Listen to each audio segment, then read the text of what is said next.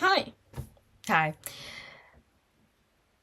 have to revise and I procrastinated it since too long. I've been procrastinating for too long. I have 2 exams and I want to spread education all over the world to the 300 of you guys watching me.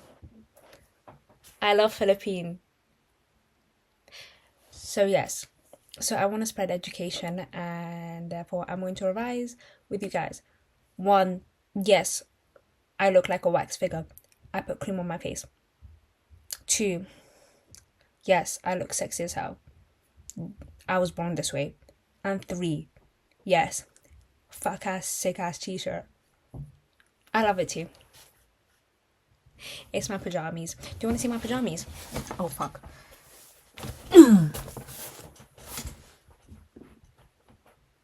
Okay, you can't see much, but pajamas.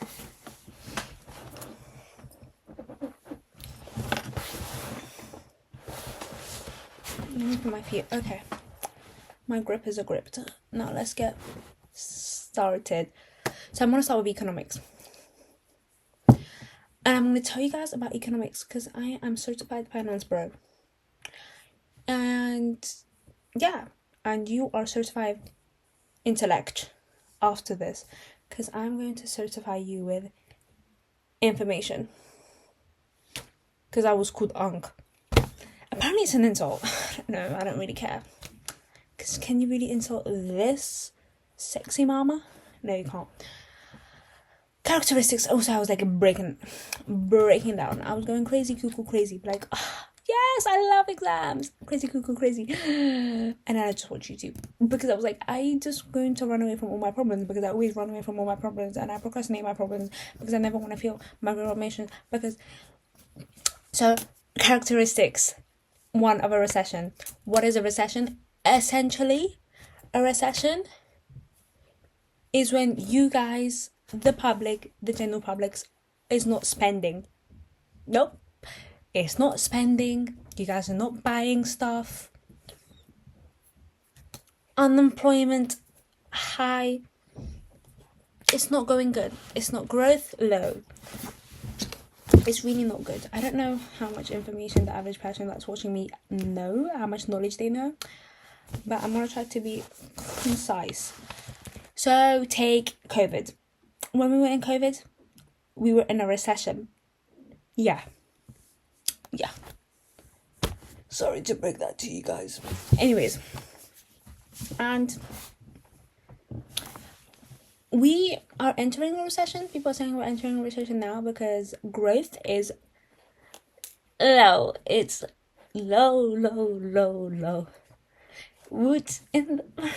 So yeah, love you, Rachel Reeves. Satire. So don't idolize politicians. Yes, to your MAGA fans over there. Anyways, so 1, falling inflation. Oh my god, I completely forgot. I have to post and edit. 1, falling inflation. What the hell is inflation? It's the increase of prices. So essentially, you guys over there, you want to buy a t-shirt. Elliot, yeah, I'm talking to you. You're going to get a sweet treat to Lidl. A Lidl bakery good. Before helping Hope find her mailman card. You go to Lidl. You want to pick up what? Your croissant. It's not £1, it's £1.20. What is that? Inflation. I would edit inflation, but you guessed it. I can't be asked. Rising unemployment, how I already mentioned. So, in a recession, people are not spending. There is no spending being done. Like no spending. Why? Because the growth is low. Everybody's confidence is low. Businesses doing it bad. People are just not spending. Like in COVID, people weren't spending because we were all locked up. And when people don't spend, businesses don't make money. When businesses don't make money, businesses can't pay wages. When they can't pay wages, they fire people. When they fire people, unemployment high. Got it? Okay, great.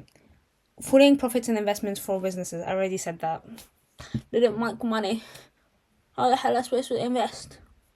Because investments, you need to put money and buy stuff, you know.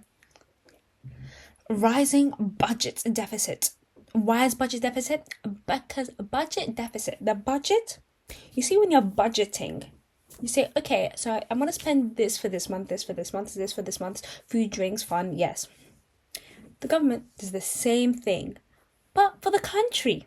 They say, okay, this month, they don't actually, but like, for like simplified reasons, this month they're going to spend on education, this month they're going to spend on healthcare, like, no, this much they're going to spend on this, that, this. Right, that's how they budget, but just like difference. Instead of like saying, oh, cinema tickets, it's more like, anyways, budget deficit worsens because they're spending a lot. When there's no growth, when people are unemployed, when people are not spending, who's stimulating the economy? There's gonna be someone who at least stimulates the economy, and that will be the government. Why they're stimulating the economy? So they can boost people to do it themselves. When people are not spending themselves, the government has to inspire them, because then the economy is going to be a shithole, and we don't really want that. Okay, you gotta spend. The economy essentially depends on you guys. Go buy that matcha. It helps capitalism. Reduction in interest rates. What are interest rates? Interest rates, when you have a credit card. You don't. Well, if you're under 18, you don't. But when you're over 18, you can get a credit card. Credit card means you can spend, and you can spend more than what you have in your bank account. You might have £10 and you want to buy a t-shirt that's £15. You can surpass that limit. And that is based on interest rates. Right. Interest rates is the reward for saving and the cost of borrowing. Because you can surpass that limit of, I don't know, £10. Right. But if you don't pay it back in time, they're going to charge you. Hence the cost of borrowing. Because you borrowed money, and you have to pay it back. Because they're not giving, it's not a grant. It's a borrow. It's like a loan. They loaned you money for that t-shirt, but you still have to pay it back eventually. And when you don't pay it back, you're going to pay a damn fee. So, essentially, those fees tend to be relatively lower during a recession because they want people to spend. They want people to, in order to spend, you need to borrow for a good majority of people. And if people are borrowing, they're going to be spending. And to make people borrow, you have to say, oh guys, the fee is not that high anymore if you don't pay it in time. So that means, it doesn't mean you're going to pay the fee regardless, only if you don't repay it in time. The point is, interest rates, yes, they stimulate spending. If interest rates are low, people are going to spend more because they're like, okay, good, yes, we like that. It's cheaper to borrow. You see? Yeah. And last, loss in consumer and business confidence, which I already touched upon. When the economy is bad, we just don't spend. Like, who was spending in the pandemic? Not me. Mostly because I was like 13 and what the hell did I have to spend on? But the point is, spending was bad. That's why Boris Johnson did that eating thing where he like selected restaurants were 50% off to get people spending. I'm like, no, come. Help the economy. Everything's 50% off. Help the economy. You see? Now, onto the opposite, which is economic growth. When the economy is doing party rocking in the house tonight. Everybody's out, have a good time. Right. That means GDP growth is increasing. GDP growth essentially is the things that dictate the growth in the economy. So, as I said, a big part of it is you.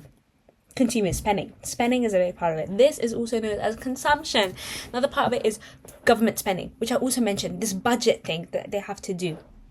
They spend more, which stimulates the economy. Like I said, if nobody's stimulating the economy, the government has to carry that baggage and boost everyone else. And that helps the economy grow. Hence, government spending being one of those factors. Next, exports. Exports are the things we give to other countries. The things we sell, in better words, we sell to other countries. So, Irish people, Ireland likes to sell potatoes. And that's an export. What do we export? We export financial services. So take HSBC, the bank. The bank HSBC is international. People use HSBC in flipping North Macedonia. Maybe. And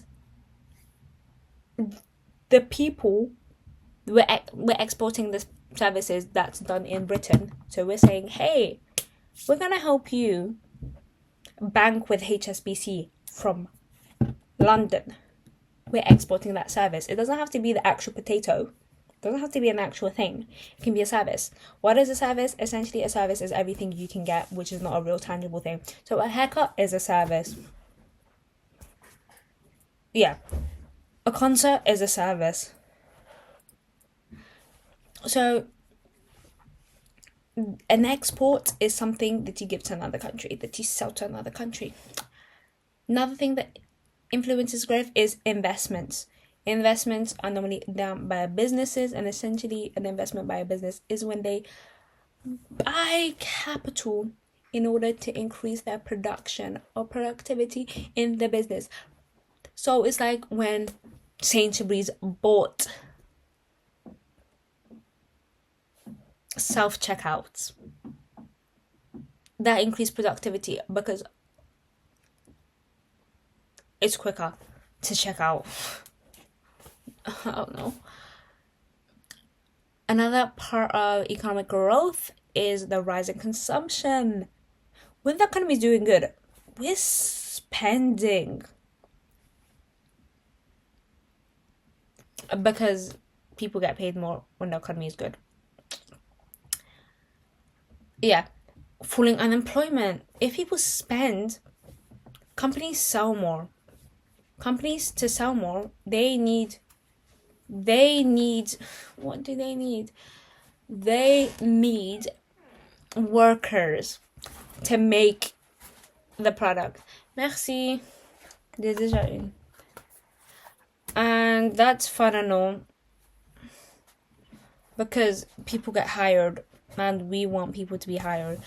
Next, demand pull inflation. This is because more people are buying stuff, and if more people are buying stuff, the prices are increasing. Why are they increasing? Because it's the same thing as, big artist concerts. When they see that they have a lot of fans in a country, the prices are higher. Why are the prices higher? Because they know that there are going to be people that are paying these high prices, because there is a high amount of people that want this product.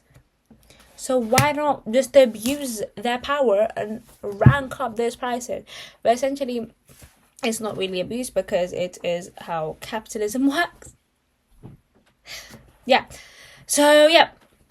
Rile up those prices, and that's why a Free People shirt is not £25. It's a whopping £60.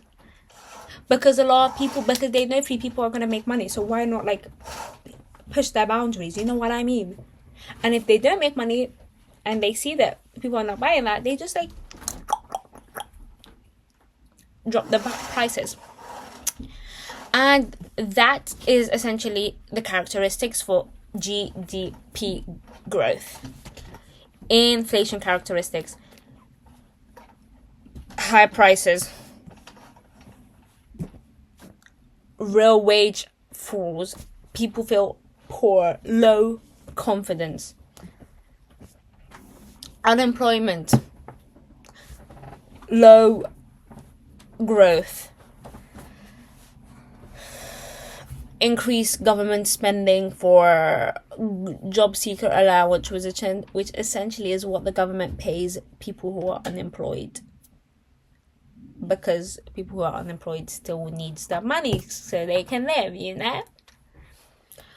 Not everybody claims it though, because some people are unemployed, but like they don't need that job seekers allowance, because the job seeker allowance isn't much. So it's like, bro, £100 a week is not going to change anything for them. Deflation. What's deflation? Is the decrease in prices. And you might think, yay, this is amazing. Yes, bargain. But no, a decrease in prices is literally just an indicator of low growth, because, as I said, prices decrease when there is a lack of demand. If there is a lack of demand, that means people are not spending. What does that sound like? A recession. You got it. Yes, Rachel Reeves. If you're asking why the hell is my lighting so amazing, because I'm actually... Look, it's the sun. It's the sun. It's the sun.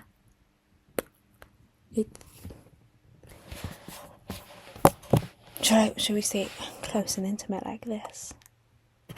No, we shouldn't. Next. Oh, I don't want you to see my mess. As if there's not a mess here.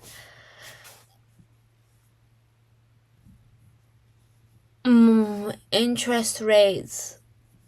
Am I not into interest rates? Okay, whatever. Interest rates, MPC, which is essentially the body of people that control what rate of interest is there in the UK economy. Okay, current account deficit. Current account.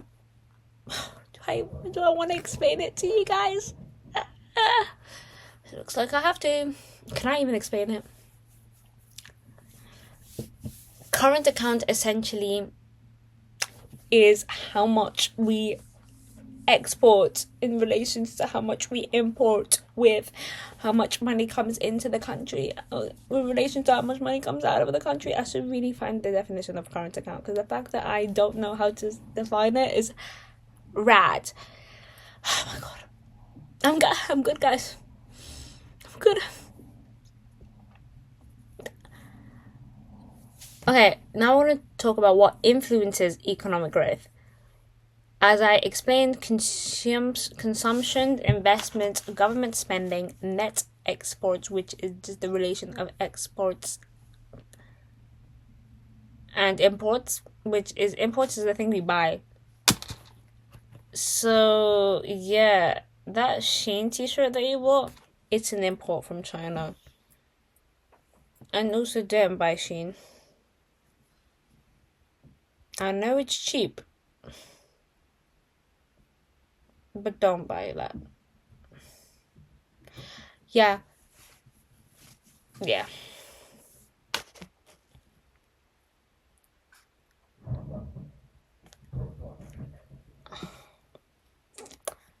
Looks like I don't want to do any of this, so I'm literally scrolling through.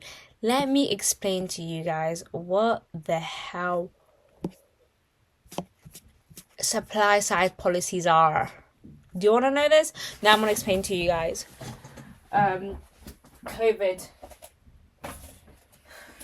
Okay. Can you see this? No, you can't. Fuck.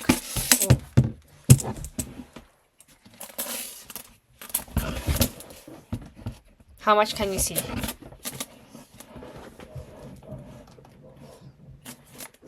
I don't know how much you guys can see.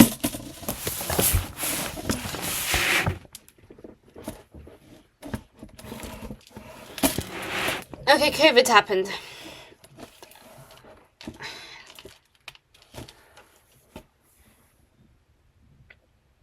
Let's explain it. Let's explain this. So, COVID happened. And what did COVID make? A demand side shock and a supply side shock. A demand side shock essentially means consumption, investments, everything is low. consumption, you're gonna hear consumption a lot, because consumption is literally what dictates the economy. It's you guys. So everything's low. Supply side shock is everything that is made. It's how supply in the economy is affected, is done. So as you can see, I'm using this in my, as you can see, supply side shock is influenced by businesses, sales, how much businesses make, public health, how healthy the public is, workers, and etc. Infrastructure, the level and quality of infrastructure, and so on and so forth. Both of them had a shock, which means both of them are down. And we don't like that, because do you know what that causes? A recession. That's not cool. What do you do in this case? What did the government do in this case? They did the typical Keynesian. Keynesian is just the name of this guy that just found out stuff. So essentially, Albert Einstein, how he found out stuff, Keynesian also found out stuff. I don't know his name. Anyways, there was a model named after him. It's like Newton's. Newton's name after Albert. Albert is mad. Isaac Newton. Guys, I passed physics, so I don't care. Anyways, can you hear me? 1 2 1 2. So, yes, Keynesian made this theory that spending by the government, even though they have no money, is good during a recession. Now, how do they spend if they have no money? I'll tell you how. They borrow. In other words, they print money. How do they do that? Q motherfucking E. E. E. What is QE? Quantitative easing. Quantitative easing is essentially the printing of money but electronically. Yeah. So you be using, why can't we just print out money? We're doing that. And we shouldn't, but we're still doing it.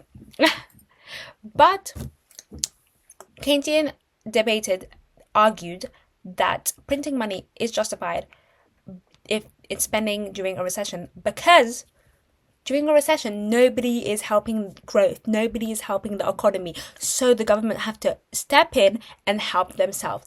But how are they going to help themselves if they don't have any money to do this help and motivate other people to do this? The only way they motivate is by helping people, whether that is through benefits, whether that is through low tax, whether that is through high spending, such as in public services and subsidies and so on and so forth. They have to help the economy so growth occurs. And they do this help by getting money, and they get this money by printing it. They don't even print it, it's just electronic. They just like, boop, and it comes. It's like a Minecraft creative mode. Creative? Not survival mode. I don't know. I don't play Minecraft, guys. I need to stop. Okay, so yeah. They print money. And they use that money. How do they use that money? For growth. And growth, increase tax receipts, because people are spending more. So, yes, you guessed it. VAT. Yes. And if they're spending more, you're hiring more. And if you're hiring more, you have a wage. And if you have a wage, you pay tax. If your wage is beyond this threshold of, I don't know, 125,000? No, fuck, that's not correct. That is like a lot. 25,000. 15,000? I think it's 15,000. No. I know. It's 12,750. Well, we'll never know. I don't pay tax. Actually, I do, you do, we all do. VAT. So unemployment falls. You guys can't see this, but trust me, I wrote it on here. But however, but there also bad stuff happening. It's not all sunshine and glittery, because if it is, then why wouldn't we be printing money 24/7? It's not a good idea. It's just relative to the state of the economy. Anyways, sunshine and glittery, no. Let me just rain on your fantasy, right? Because there's inflation, because demand up, there is going to be inflation. We talked about this, you know this now. Tax cuts are ineffective, because how can you cut tax if confidence is low? Like, tax cuts is not going to do abracadabra. Ooh, confidence is so low. Like, people are still not going to spend. Like, tax was low during COVID. I still didn't spend. I know you didn't spend. And I hope you didn't on Shein. I don't know why I'm really coming for Shein today. Yeah, I don't really like Shein. And yeah, I still do fast fashion, which I am aware of that, but I am trying to decrease the amount. Now, actually, last time I haven't bought clothes in a very long time. Okay, and I hope if I told you that I did buy clothes, don't call me out. But no, I haven't bought clothes in a really long time, and I'm actually going to go to a car boot sale soon, because it's car boot season, and I'm so excited to get new clothes and not be a capitalist cog.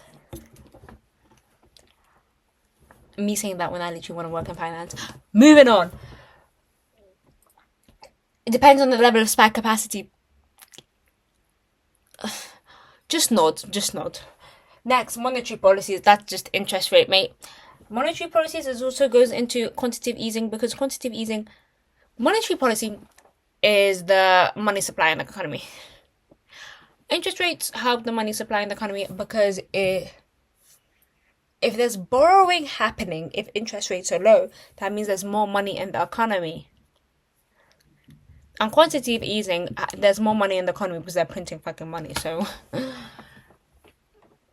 right, when you're quantitative easing, what do you have to consider? Oil prices. Why? Because you quantitative ease. I don't know why I wrote oil prices, honestly. Yes, oil. Confidence. If there's low confidence, they're not going to spend. Like, you can't just change somebody's psychological, like, emotional thoughts just by saying, okay, let me buy you with money. Credit. You quantitative ease, but to actually have a wider effect, it depends on the interest rate. Also, quantitative easing causes falling interest rates. So, which also I just want you to like accept that, because I'm not getting into gilts and bonds. And if there is falling interest rates, how can bonne nuit. Dormir. Seconde, je vais faire un peu de trucs après je dors. Bonne nuit. Yes, how can interest rate fall if they're already low? So, think about that. Yeah, think about that. Bank of England. Right. If you're watching this, get me a work experience. And quantitative easing, again, it's not all sunshine and rainbows, because it does favor the rich, which is the whole of capitalism. But it does favor the rich. Why does it favor the rich? This is not Marx speaking. It does because quantitative easing increases asset worth and value, and those who do have assets are essentially those higher up in this hierarchy of income. Also, it incentivizes those with the privilege of spending on investments to invest in risky stuff. Essentially, the whole wealth effect occurs. Also, risky investments just have many implications on the financial sector. Now, that sounds really convoluted. If you invest in something that's not stable, you can make a lot of money, but also you can make a lot is debt. Fun fact, during the Bitcoin crash, they had to close this bridge in Japan. I don't know the name of the bridge, but look it up. They had to close this bridge in Japan because too many people were killing themselves. Ooh, life is worth it, guys. Next, somebody had to tell me that today. Joking. It's just exam stress, guys. It's just exam stress.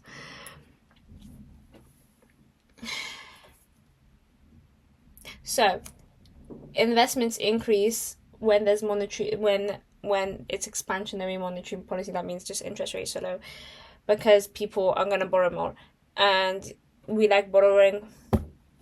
Yeah. However, again, there is stuff that happens. Yes, there is stuff that happens because, and they're not always good. Time lag. All of these things take a long time to do. Like, as in not a long time, but there's gonna be like a little lag. Also, how can we make sure there's gonna be investments if there's low confidence? Again, how can you change somebody's like psychological, emotional beliefs? Banks unwilling to give out credit because low confidence. Again, you can't really bribe banks either. No inflation. That means because of low AD. Yeah, that's that. Hot money. Do I want to explain it to you guys? Point is, we are going to be able to export more because if we're in a recession, the economy is doing bad. And how I said, in a recession, there is deflation or disinflation, which, guys, just nod. And I feel like this, I'm not really helping when I say guys just nod. Everything's cheaper for the other countries because we're doing bad as an economy, so we don't have high prices. We have to do low prices so we can convince people to actually buy stuff. Like, please buy. Look how cheap. That's why when you go to like a developing country and you buy stuff, you're like, wow, this is really cheap. Because the economy is doing bad and they're trying to say, please buy. Look, cheap. Please buy. And yeah. That's what we're doing. Please buy. And we do sometimes get by because exports, and we love exports. However, that means imports are low, and the fact that imports are low and we import like oil, that's bad because to make exports you need oil, like for machines, like so on and so forth. But we don't even have the money to buy the oil. So actually inflation does occur. Yeah, it's all a lovely thing. Supply side, which is my favorite. It is. Supply side is how I mentioned there was a supply side shock. Supply side shock, remind us, is when essentially everything that influences everything that, guys, my hair is greasy, move on. Everything that influences what's being made in the economy. Damn, bro. Everything that, it's 10 o'clock. Everything that, I'm not going to get into history, am I? Everything that influences what gets made in the economy, i.e. the workers, and the quality of what gets made in the economy, i.e. the quality of workers, i.e. the health of workers, for example. That's supply side. Essentially, yeah, it's the productivity. Productivity is, you see, when you're productive, you do a lot of stuff of high quality. When the economy is productive, it makes a lot of stuff of high quality. That's such a good analogy. Yes, Basma. I get a gold star. 1 gold star. Moving on. Supply side. There's two supply sides. Market-led and interventionism. One is that you don't touch the market. You let it do its own thing. Shawty hair. And the other one is that you actually intervene and say, okay, the government goes in and does stuff to influence the economy. So market-led, let's talk about this. Let's talk about it. Tax cuts. But this is different from tax cuts from fiscal policy, which is like demand side, which is the first thing that I was talking about. Why is it different? Because essentially these tax cuts are made to incentivize both workers to work and not stay unemployed, because sometimes it is better to be unemployed if the benefit welfare system is worth it. Yes. If you guys don't understand anything, just tell me, because I don't know how to make my comments work. Sometimes they want to be on, sometimes they don't want to be on. I want them to be on because I want to hear feedback. If you guys want to know any more about any of this, maybe I want to make a video when it's not 10 o'clock at night. I don't have an exam tomorrow or two, and I still in South Africa. So I know that's just South Africa. My continent. So yeah, don't know why I said last. Labor market reforms. What are labor market reforms? Essentially, this is a fancy way to take away the rights of labor workers.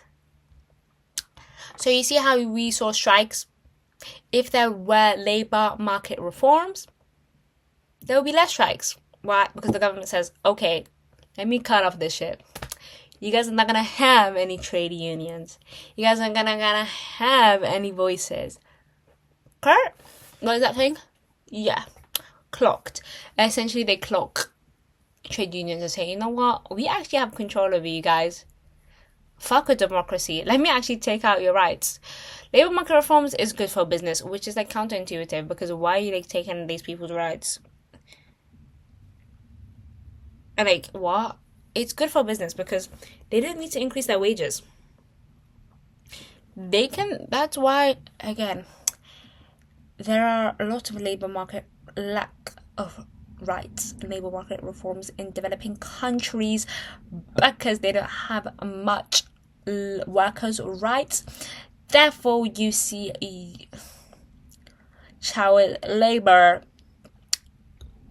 But we always have some level of labor market reforms because we have like minimum wage, minimum living wage, and so on and so forth. So yeah, if you see at Thatcher, there were lots of labor market reforms and very little rights for workers. Thatcher. Next, we're going to go for deregulation. Deregulation is essentially less things that companies have to abide by. Things, there's no better word. Less requirements companies have to abide by. Essentially, an environment one can see that, hey, just pollute. That would be deregulating because they don't have to abide by environmental policies. Next is interventionism, which you can say is very different to market-led, because interventionist actually goes in and makes changes rather than telling the economy, just work by yourself. One thing is by education. If they invest more in education, that is good, because the future workers are going to be more educated and therefore a better worker. For example,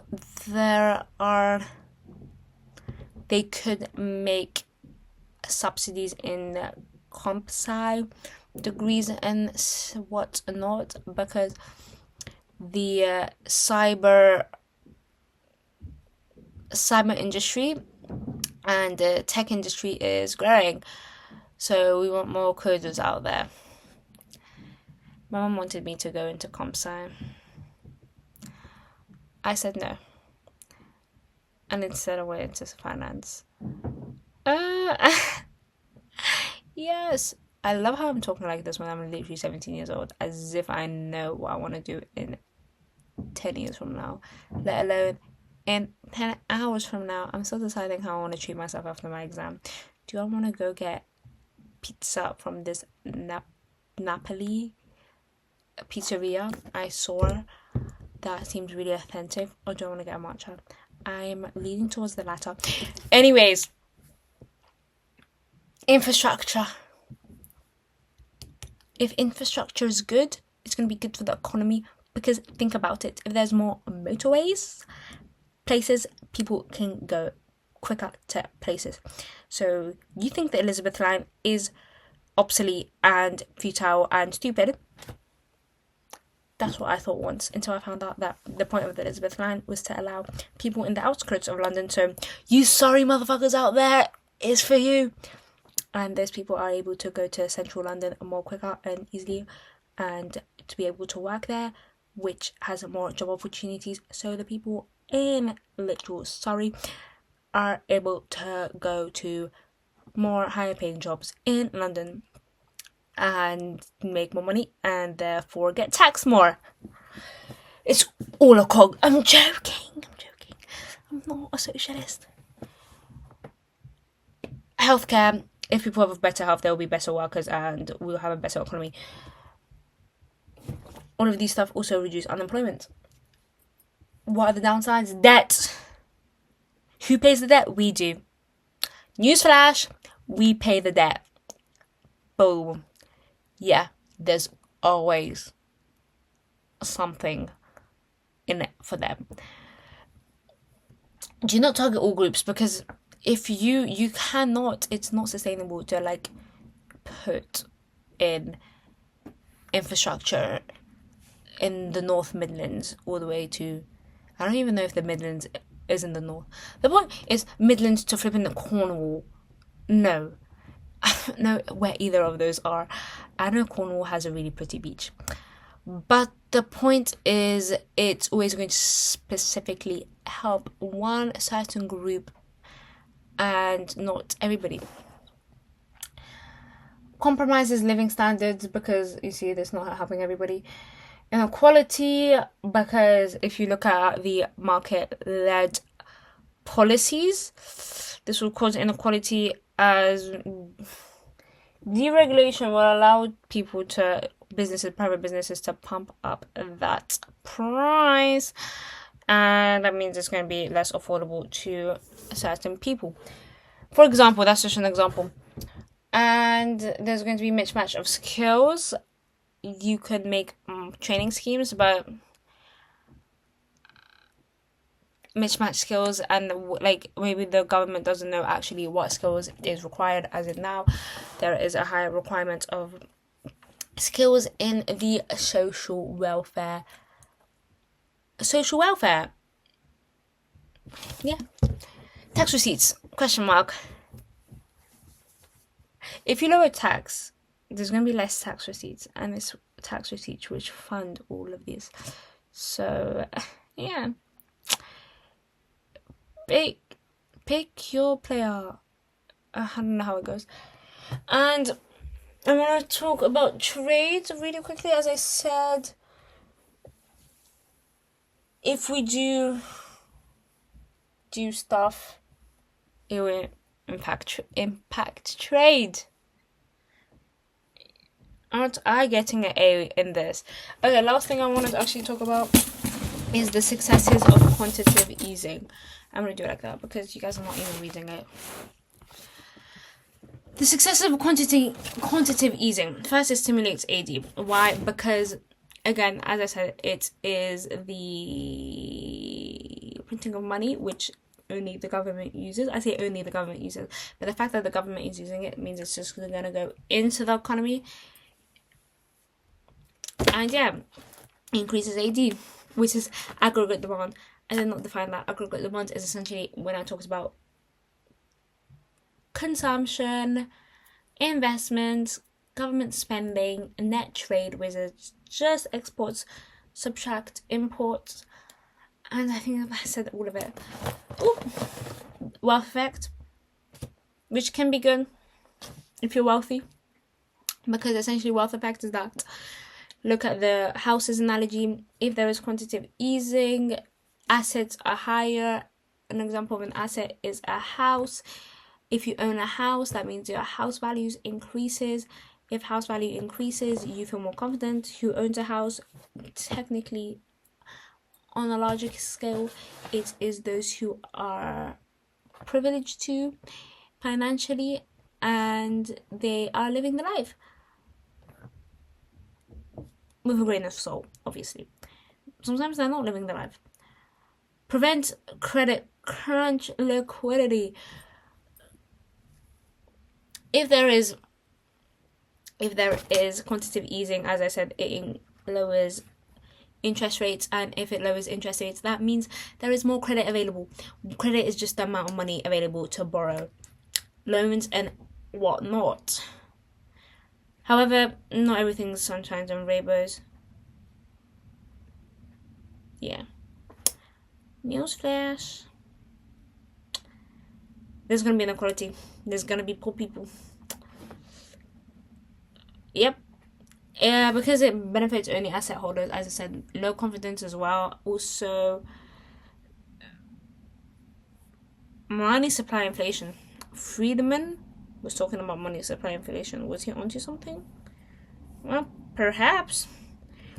But money supply inflation is just there's too much money chasing too few goods. So the increase of goods, there's going to be increase of prices of goods, which could be argued that that's very similar to the other type of inflation, demand side, demand pool. That's what I want to talk about. Actually, let me check. I have a PDF open, guys. I wish I did this off the top of my head.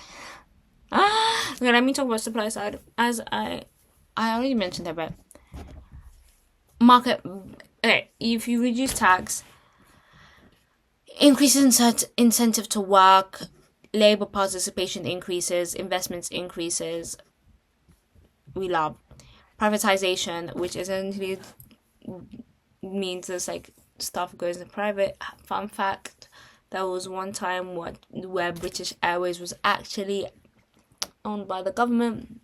Therefore, similar to the NHS, it was government. And no, Margaret Thatcher sold it off. Same thing with Rolls-Royce. Yeah. It was nationalized until it wasn't. Deregulation, removing unnecessary rules. That's literally what I was trying to explain. It's to promote competition. A lot of this is to promote competition, which in theory helps the economy, which is like the whole basis of capitalism. However, there must be some type of socialist approaches, i.e. NHS, which is let me not, because I don't want Arasochi going crazy cuckoo. Free trade. Yeah. Labor market flexibility. This goes into the labor market reforms. So reduce union power, and that means firms can adjust to shocks easily, making them efficient. What they mean by this is when there is, like, for example, a demand side shock, they can be like, okay, I'm gonna fire you with no notice and no redundancy pay. And then there's another word for that. I forgot what it's called. Redundancy pay? I don't know. And yeah. But however, that's not really good for the worker, is it now? Intervention is, as I said, education and training. It improves human capital. Infrastructure spending. It reduces costs for firms because productivity and whatnot. Healthcare investment means just a healthier workforce. Labor quality increases. Supply subsidies and R&D. Research and development spending. Wow, this is 50 minutes. Oh.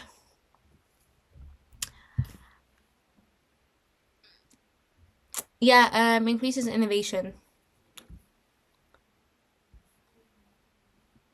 And we love evaluation points, essentially time lag, opportunity costs. That means they could have put money elsewhere instead of there. And that is that. I don't want to do history.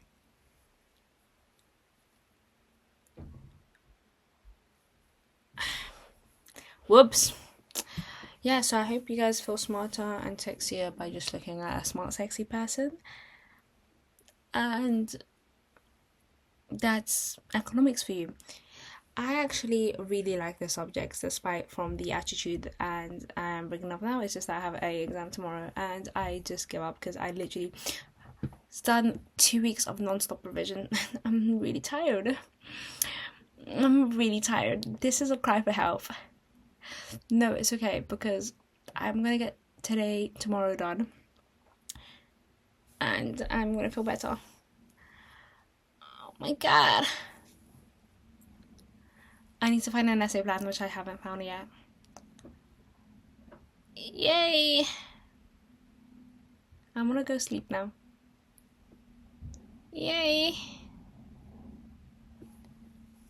I think I'm gonna post this unedited. Yeah, I will. Fuck it. I can be asked. I'm not editing this. It's literally 10 o'clock at night. Out of your mind. Anyways, so this is how my desk is looking, guys.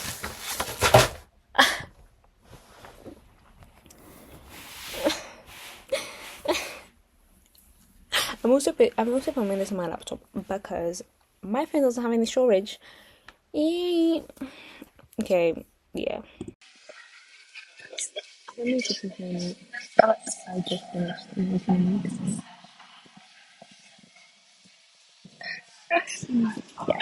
So I did predict everything, which I'm going to do the same for history. Okay. And anyways, yeah.